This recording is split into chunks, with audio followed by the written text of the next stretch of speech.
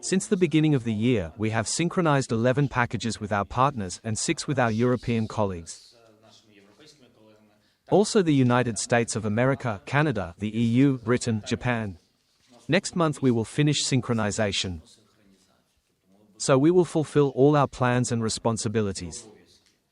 It is very important for us right now, and today we are working from the G7 meeting, the ministers, the energy ministers, working on ensuring synchronization between the G7 countries. This is also a very important job, and we work and maintain communication with partners. Everyone needs to push a little. Regarding Shadow Fleet. According to all our data, about 610 tankers of the Shadow Fleet were sanctioned. We believe that there are about 1,500 plus different ships that work for Russia, which means they work for the war. We believe that there are 340 key ones and 65 core ones. This is something that we still need to sanction. 340, but the main one is 65 tankers. Which countries help? Countries that reduce imports with the Russian Federation. So, summing up. You will then have the opportunity to ask any questions detailed after the briefing, and all my colleagues, they can all answer.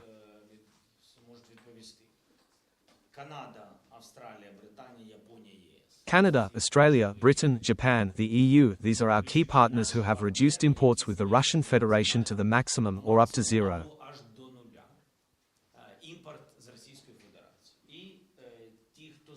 And those who increased, on the contrary, are India, China, Turkey, and Central Asia, that is, former Soviet colleagues, let's say.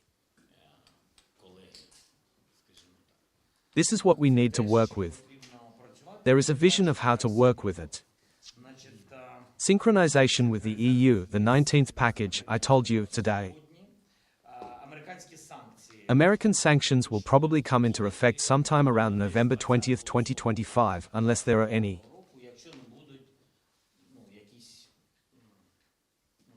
Steps left and right. Thanks. And then, analytics. What analytics do we have? After these sanctions, Russia, according to our data, will lose $50 billion next year.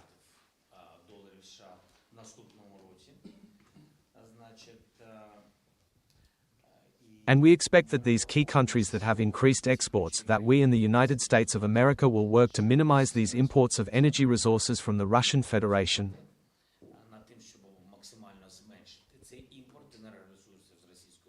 Here is the example of China. The Minister of Foreign Affairs has now given me all the data. For example, China imported 120 billion. Imagine, the United States implements sanctions, the reduction will be 50, and the imports of China alone are 120 million. They are the biggest player and assistant in this war. This is a fact, because 120 billion is a serious amount. Now you will understand how serious this figure is. We also hope that partners will not make exceptions after the sanctions. We know that Hungary is working to ensure that they are excluded and continue to import. This is an important aspect, we will also deal with it. Next. It is also important that the Europeans, and we understand that they made this decision after these particularly clear sanctions on Lukoil and Rosneft.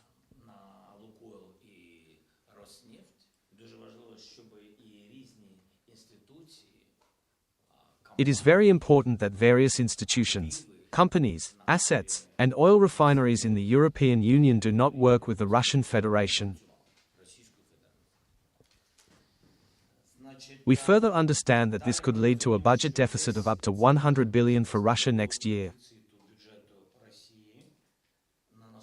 We have different analytics here. There are up to 100 billion. The Ministry of Development is more skeptical. The Ministry of Foreign Affairs is more positive for us. There is 130 billion. Let's hope that the more the better. This will be such a deficit. Why is it important to understand about China, this deficit? We need to compare this with how much they will spend on the war. For us, for Ukrainians, this is important. According to our data, they are counting on a budget of 210 billion for next year, for 2026. We see from the security service and from foreign intelligence. We see where they want to increase, and we must work to prevent them from succeeding, and where they are incapable. They want to increase with UAVs, FPV and others. They want to increase guided bombs.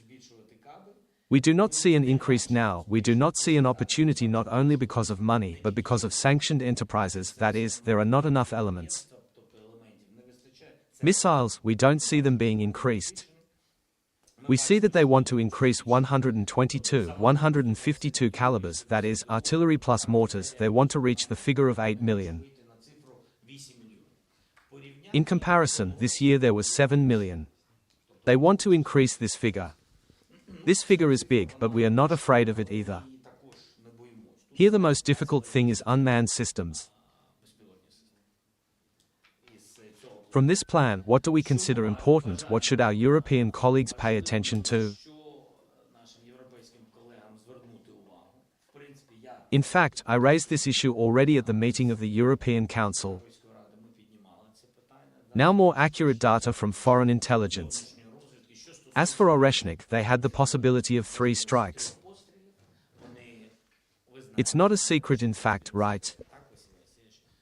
By the way, we have never voiced it before.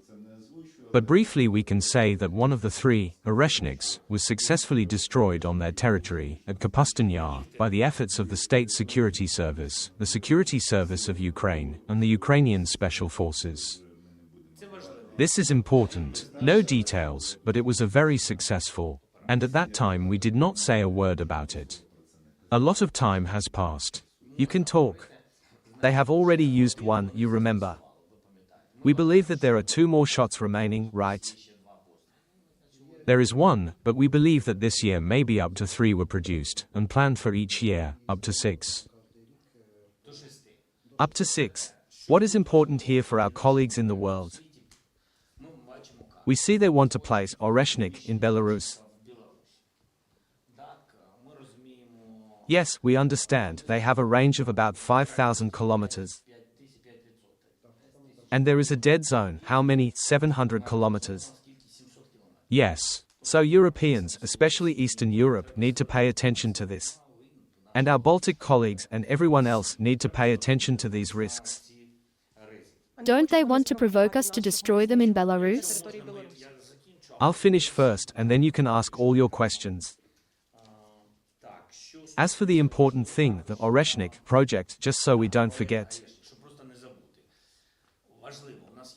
It's important, we have a list and we share it with our colleagues, and it's very important that everyone supports us with information. There are 25 manufacturers working to produce the Oreshnik. Even though production is limited, about 6 per year, there are 25 manufacturers, all Russian companies, as you understand, and they are not sanctioned.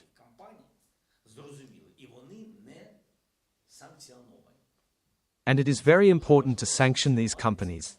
I think this is important. Then, children. You know, everyone is working on it, and our children are being gradually brought back. Unfortunately, not as fast as we would like. We recently returned 8 children. We have a list from the Foreign Intelligence Service. 339 children. We went further. Besides finding these children, I have urgently asked our intelligence services to provide accurate data that the Russians will find very hard to contest. Today we have prepared a document. 339, it will be fully prepared in a week or 2. 330 children with addresses. It is very important that there are addresses, there are appropriate people, appropriate institutions that took these children, changed everything for them so that they could not be found. This is also very important, and we hope that we will work to ensure that these institutions, people, are sanctioned. Those who are engaged in the abduction of our children. No one will say that they do not have our children there. We find the addresses. This is a very important point. And about cryptocurrencies. Both frozen assets and cryptocurrencies, how they circumvent sanctions, where they hide this money. We are doing all this. To put it briefly, You can ask questions, and you can ask all the meeting participants, please. if you want, maybe you want each institution to give 2 or 3 words. You'll have a broader vision if you will. And then questions. Okay. Don't you mind? Could you please turn around? I have a dilemma, but I'll try. Mr. President, let me comment. In pursuance of your instructions, we have already begun to form the 20th package of sanctions and hope for rapid progress on this track. We have a clear understanding of what should be included in this package as a priority, and we will certainly bring this information to our partners. We see the impact of sanctions policies, sanctions packages in 3 areas. The first direction is the restriction of the Russian aggressor, and its companies in access to the latest technologies, primarily military ones. The second is, of course, sanctions aimed at reducing the source base of funding for the Russian military machine. And the third is imposing sanctions against Putin's inner circle. In the first 2 areas, we have made really good progress. Unfortunately, in the third direction, namely the sanctioning of Putin's inner circle, we even see a certain regression. Unfortunately, I have to admit it. And some European countries are even trying to exclude certain Russian oligarchs from sanctions packages. It is we who will continue to defend and insist on the position of sanctioning Russian big business and oligarchs who are involved in the functioning of the Russian military machine. In addition to what the President of Ukraine has already noted, there are specific consequences for the ladies of the adoption of the 19th package.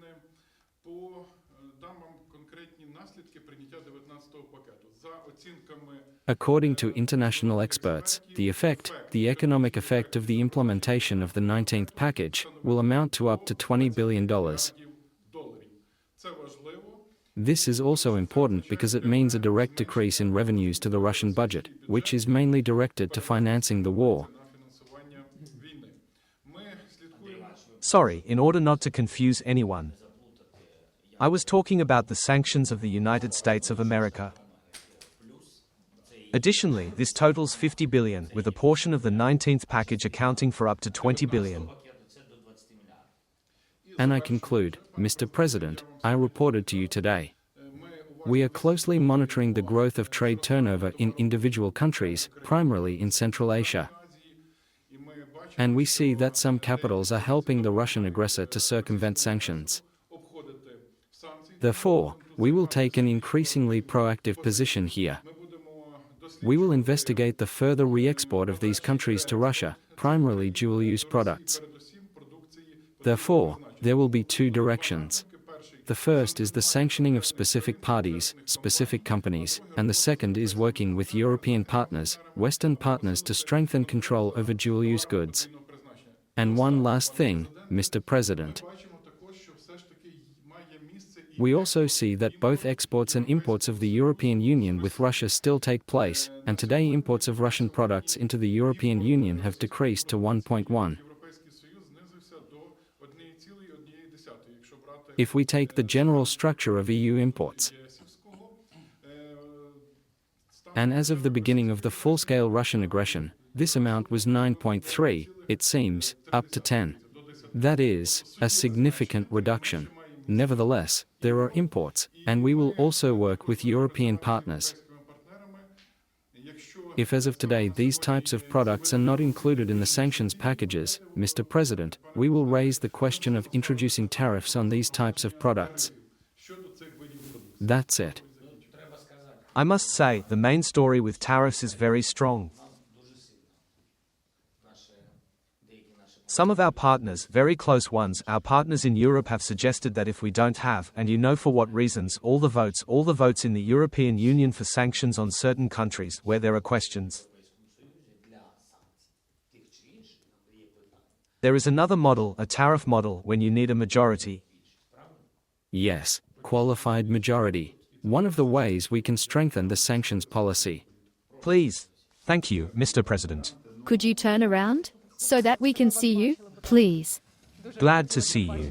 Likewise. Dear journalists, in addition to these sanctions, we also have the so-called kinetic sanctions, that is, those deep strikes and work in the deep rear at the expense of UAVs. We are talking about a distance of more than 120 kilometers. It's important to stress that, in fulfilling the orders of the Supreme Commander-in-Chief, the President of Ukraine, we target only lawful objectives. Oil production, oil refining is 90% of the budget of the Ministry of Defense of the Russian Federation. These are dirty oil rubles, at the expense of which the enemy kills us. I will not give any details of what we are planning for obvious reasons. I will briefly say about the results. Since the beginning of the year, there have been nearly 160 successful strikes on oil production and refining facilities. If we take September and October of this year, these are 20 facilities, including 6 refineries, 2 oil terminals, 3 oil depots and 9 oil pumping stations. What did this lead to? This led to a deficit of more than 20% in the domestic market of petroleum products, to the downtime of 37% of oil refining capacities, as well as to a shortage of relevant petroleum products in 57 regions of the Russian Federation and a ban on the export of gasoline by the end of this year. Of course, we do not stop at achievements. There are many fresh views, fresh approaches in this work. This involves new equipment, new combat components, and new methods and tools for communication. It's also important to acknowledge that the enemy has very strong air defenses, and their Pantsir system is the most effective against our long-range drones. So, from the beginning of 2025 to today, we have destroyed 48% of the enemy Pantsirs. This is a priority today. It is determined by the President of Ukraine. They produce 30 a year, but the number of those destroyed far exceeds what they produce. That's why we're working on it. For the results, as always, we will please you and inform you in official communications. After the fact. Thanks. Want to add? Yes, Please. Mr. President. Dear journalists. 3 main areas of work identified by the President of Ukraine. Work on sanctions. The direction is energy. The second direction is finance, banking. We figure it out today. And here we discussed cryptocurrency, how Russians and others who help them get around. They went to electronic money. It's difficult, but we are working on it. Third, the military-industrial complex. It is everything that produces weapons and means of destruction. Everything that flies at our civilians. We understand the military-industrial complex, we understand the capabilities, we report and inform the national security and defense sector so that we have parity, work on parity. Work with partners. Work with partners is quite effective. The task of our intelligence and development today is to form turnkey cases, sanction cases and provide them to partners. We have started actively, I will speak for myself, the 17th package of sanctions, the 18th package of sanctions, the 19th. To date, the task has been assigned to us together with the Ministry of Foreign Affairs. The Security Service is working on the 20th one, and there are already plans for the 21st package of sanctions. We work with partners within the framework of security agreements that have been concluded over the past 2 years. Thanks. Can I add? Please. Because we really have a very coordinated interaction between all the bodies involved, Mr. President.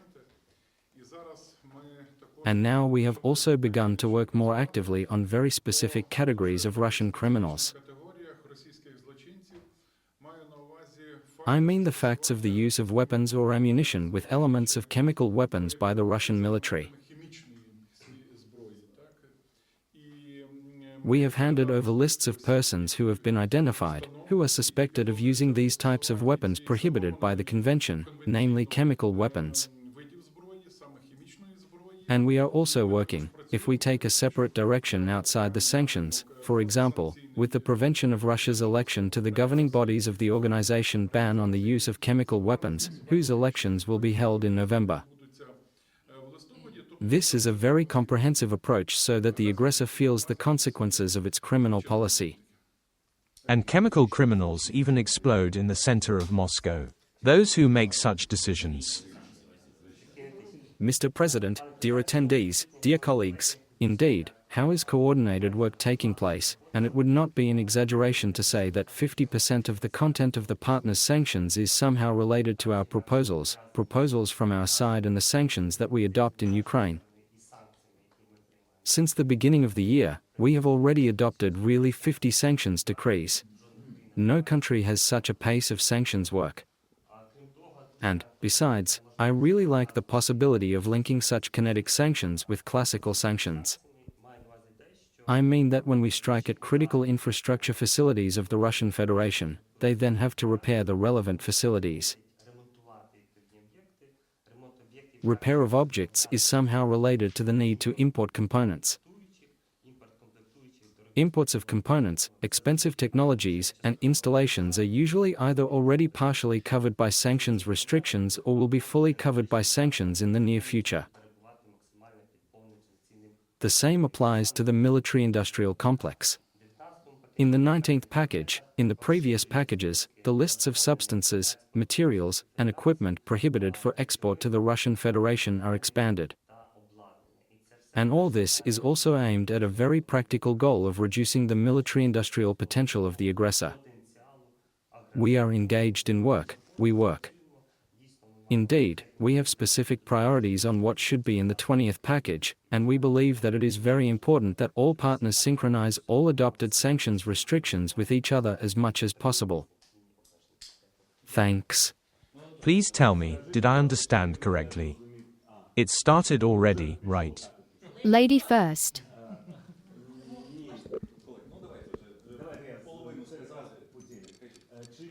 Tell me, did I understand correctly that we plan to impose sanctions in the form of tariffs against European Union countries that do not support? As for Russian products. Okay, I didn't understand correctly.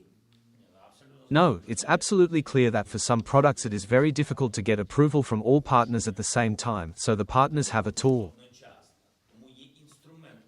By the way, it's not even about us. We are doing our job. We are talking about the attitude of partners to Russia. Tariffs on Russian products imported to Europe or exported by Russia. You see? Yes, thank you. And a question regarding the United States, regarding their sanctions on Lukoil and Rosneft. Is there a risk that these sanctions, which are expected to cause about 5 billion in losses per month, might lose their impact through delays or some kind of exemptions? Now we see in Germany that companies are already somehow trying to resell their assets to German companies with Russian owners. So what is the risk that the level of these sanctions will then be reduced? We hope that the risk will be zero, because we hope for a clear partnership with the United States of America. I believe that the President of the United States of America took an important step, pushing his European colleagues to impose such total sanctions for us. We will see how they will work. This is our analysis and analytics, but I don't want to say it in advance. We see how much Russia will lose if there are not, of course, some twists and turnovers.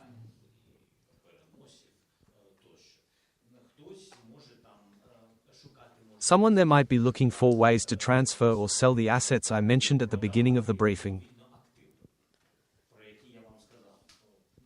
It is very important for us that the assets that are on the territory of the European Union do not work. There will be certain steps.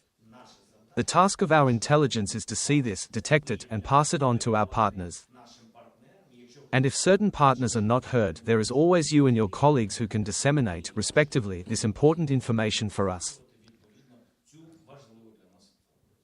You mentioned that China is your partner.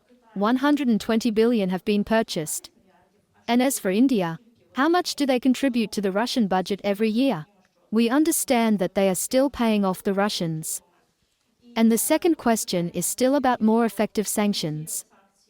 Regarding our coordinated responses, Mr. President, this is a question for you. What do you think is more effective?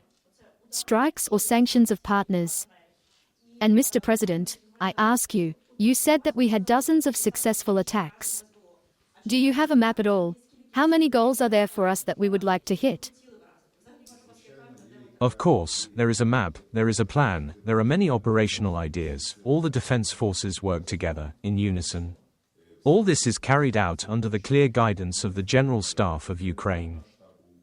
Missions are planned, then implemented. Some of them are very successful, some are just successful, some are not entirely successful. But we are constantly improving ourselves. If you want to see what it looks like on the map, we'll be happy to organize this for you somewhere.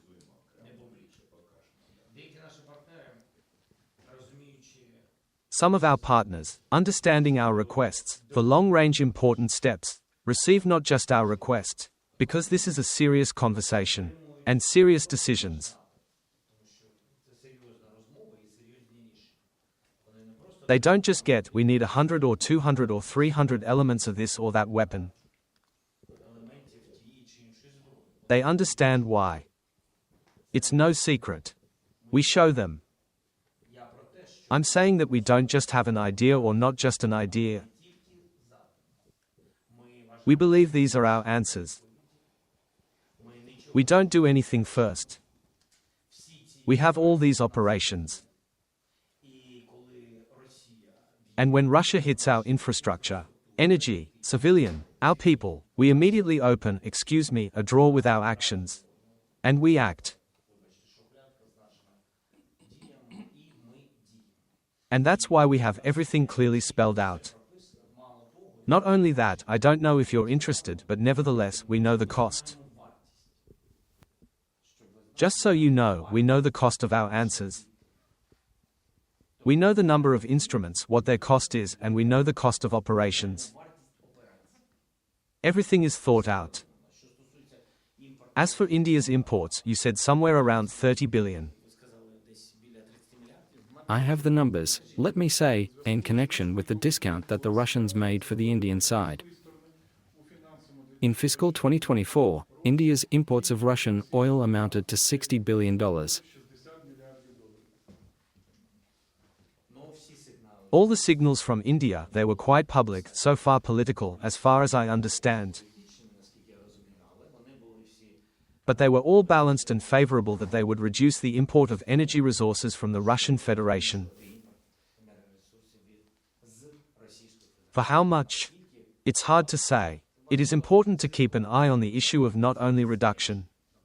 There was a meeting between the US and China. We don't know all the details and probably won't know all of them. But we will figure out many things for sure later. And very important issues are not only that, for example, there may be signals from China that they are reducing or will reduce energy imports from Russia. And the question is that there should be a real reduction not just in direct agreements between China and the Russian Federation, but in the reduction of energy imports from Russia to China in any format, both directly and through third parties, third countries.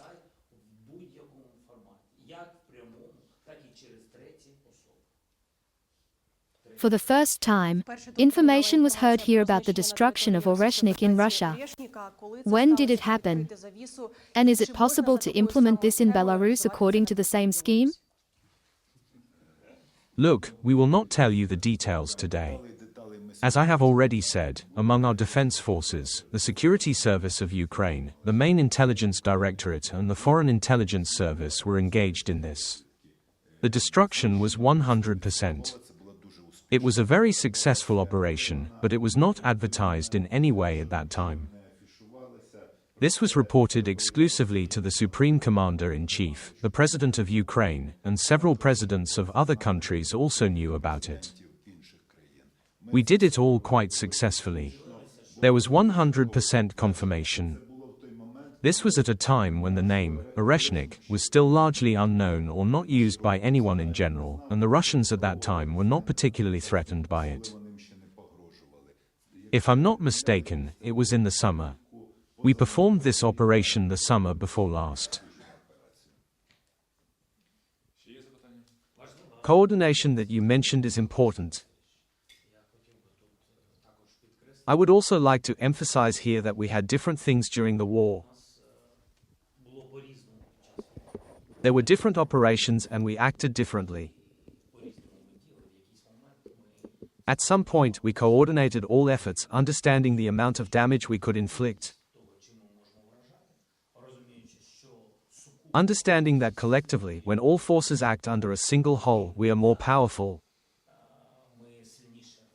There are separate operations of individual services, we clearly understand them, which are known, for example, only the head of the service and the president. For example, like a spider web. Or secret ones. There are some separate ones.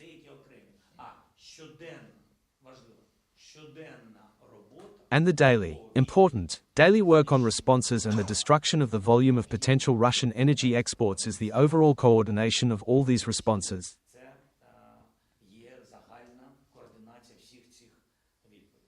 In response to the sanctions, China is banning components for drones not only for Ukraine, but also for Poland, for Latvia, because it understands that Ukraine can buy there through these countries. How do we react and how critical is the future of drone manufacturing without these components for us?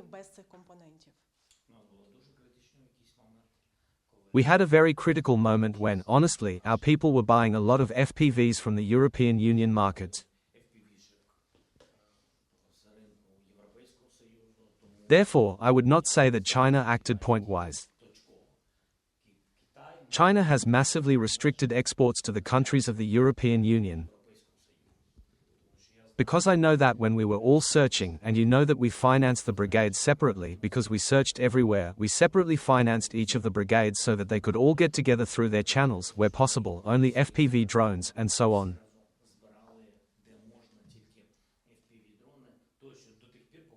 Until we began to mass produce our own. This was the only way.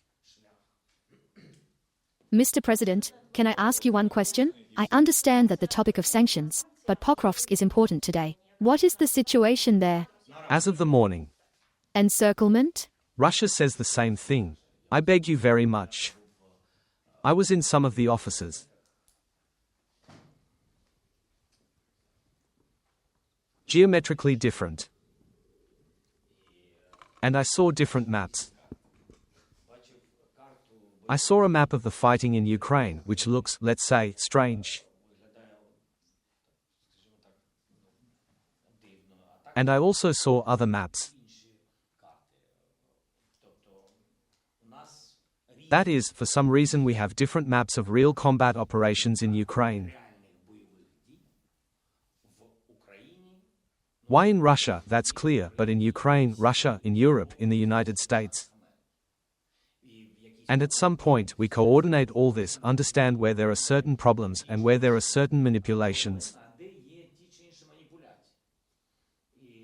And so the situation in Pokrovsk is difficult. Look there, all their forces are there. You know that in this direction there is a concentration of 170,000 enemy forces. This is a lot. Really.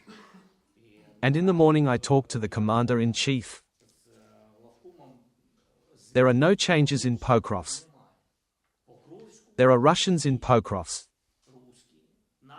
We are destroying them little by little. Because we also need to protect our personnel. Just running is not good, and they come out from somewhere, from building, they're hiding there. Mr. President, with your permission. When we speak about Pokrovsk, first of all we need to thank the armed forces of Ukraine and all the defense forces who work there very professionally and very devotedly. But let's start with the fact that the enemy first declared that they were about to take it 1 year and 3 months ago. During this time, they covered 7 kilometers.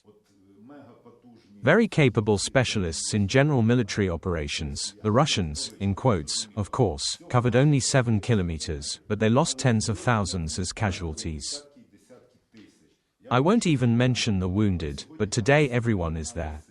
The president tells you how powerful their formation is, yet it is being held back, and every day they're simply being ground down and sent to the slaughter. Important point, excuse me. For example, our specialists say, and it's important that they provide analysis and show you from both sides. Then you can understand how difficult it is, but not only how difficult it is for us, how difficult it is for them. And this is important to understand. Then you will compare and understand the whole situation, not only its complexity, but what is happening there. For example, they dominate drones and drones control logistics. But at the same time, you must understand that we also dominate, on the other hand, drones and also block their logistics. And when we say that our guys, excuse me, at certain moments, in clear weather, well, we won't go into the details, march 5 to 10 kilometers, it happens. On foot. If there's heavy concentration of drones and the guys aren't supplied with equipment, then you need to look at that side and figure out where the Russians are coming on foot.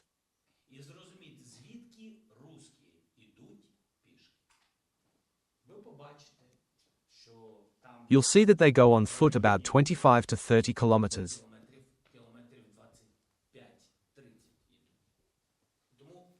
Therefore, you need to understand that there is a serious battle for Pokrovsk. They were tasked with taking Pokrovsk. Our Pokrovsk. This is the city to take, because they could not take Sumy, they could not take Kupiansk. They understand that they are going to lose Kupiansk. We're conducting a sweep. It is also not easy, but everything is already clear. Our forces came to the river and blocked them. They can no longer pass like this, even one by one, it is difficult. Therefore, it is clear that it is they who lose, it is they who lost. Dobropilia is absolutely clear. Zaporizhzhia is clear. They will fight for it and raise it as much as possible. Putin says he will go to Pokrovsk. Welcome, if he comes to Pokrovsk, everyone will applaud.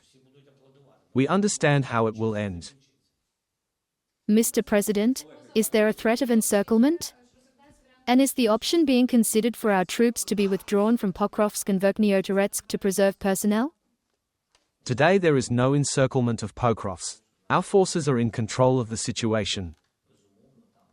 Of course, there is a tense situation with the enemy on all sides. Do you remember the situation with the Kursk operation? Do you remember, informationally, how it all was? A lot of different things. That we had 5 or 8,000 encircled, which was a lie. No one was encircled. The commanders, they are on the ground, they understand how to not allow encirclement. You can't. People are more important than anything. Everyone understands this. But we must know, they do not dominate there today. There are many of them. But to say that they are defeating Ukraine is not true. There are days when SBU destroy more than 100 people. With video confirmation. I won't even mention the other things. Very large enemy forces are simply ground there, but they are sent there. This is the difference between our countries. They have the principle of, not a step back, as Stalin decided in 1943. There is a barrage with a machine gun, and there are no options, only forward. We, for our part, are working correctly, taking into account today all those principles, for which we are fighting, and all democratic values.